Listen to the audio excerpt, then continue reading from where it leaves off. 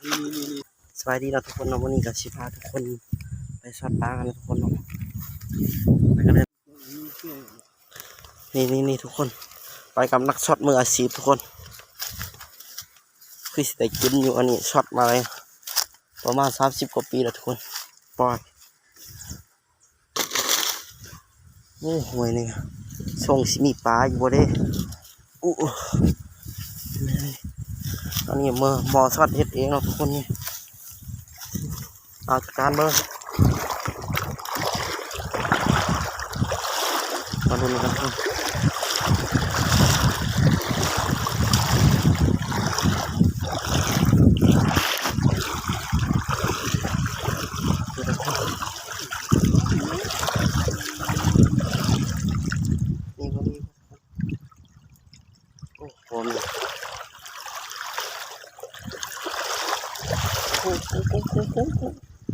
โอ้โหโอ้ให้ปลาดเลยปลาก็ทุกคนซักนะโอ้ทุกคนดีแคบเห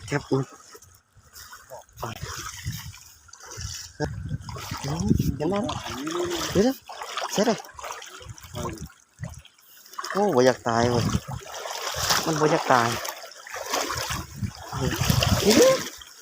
เดี๋ยวโอ้ปลาซิวทุกคนโอ้ปลาซิวโอ้ปลาซิว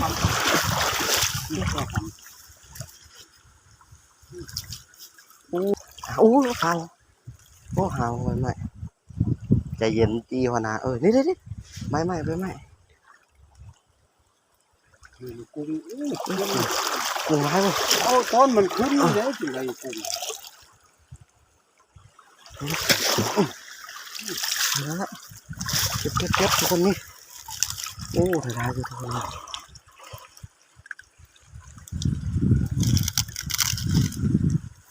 แต่แรกอยู่มันเนี่ย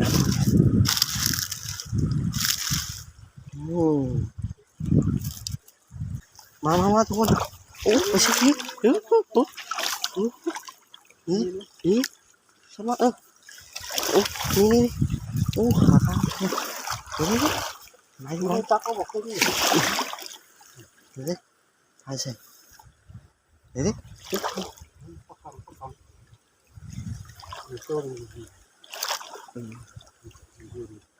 ป้าเอานั่นแหละโอ้ใช่คนโอ้ดูดิ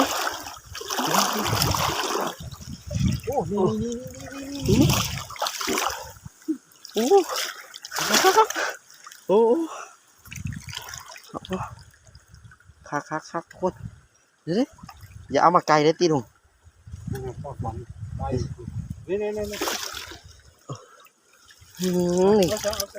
โอ้ยังไง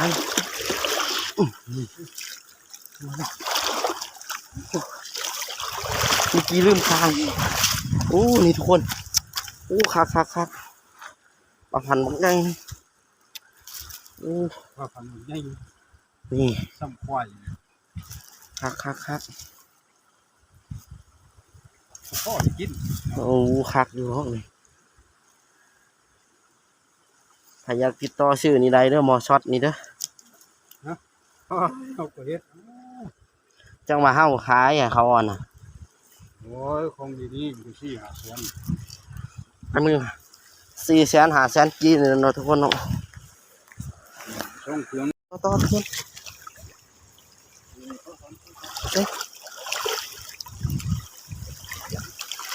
เขาแล้วโอ้นี่โอ้เขา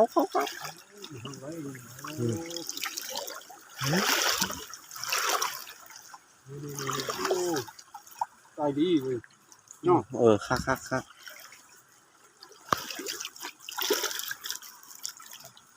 โอ้คนได้เลย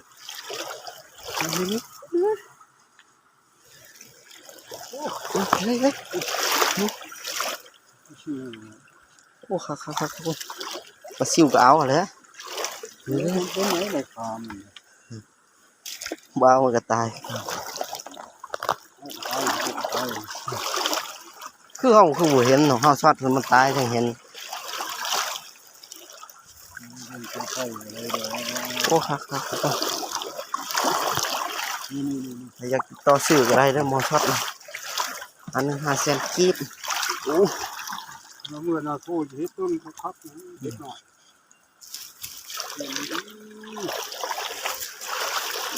คักอยู่ได้เท่านั้นฟ้าหลายอยู่เลยดู น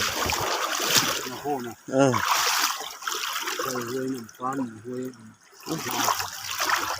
เนาะคือว่าไปตายแล้ว คุยเลิกก็หลายคือย้อนเลยป้านปลากลางนี่โอ้ฉันสิกินเนาะปลากลางตัวอันซ้ำมันลำผ้านี่นะลงหรือเปล่าจิ๊ดโอ้หลายอยู่ทุกคนโอ้หลายเสยนี่นี่ฮะใช่โอ้นี่ทุกคนบอกพั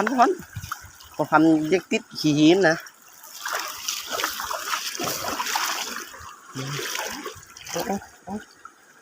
โอ้เห็นไป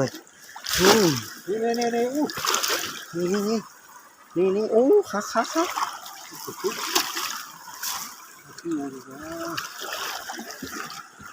ก็ทำด้วย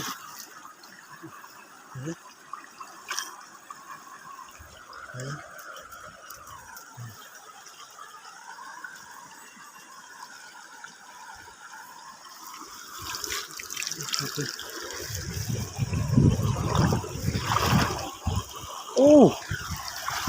ก็ลึกแท้เดี๋ยวกระพุ้นี่นี่ตัวนี้นี่นะตัวนึงครับ นี่ปลาลูก กระพุ้หน้าทุกคน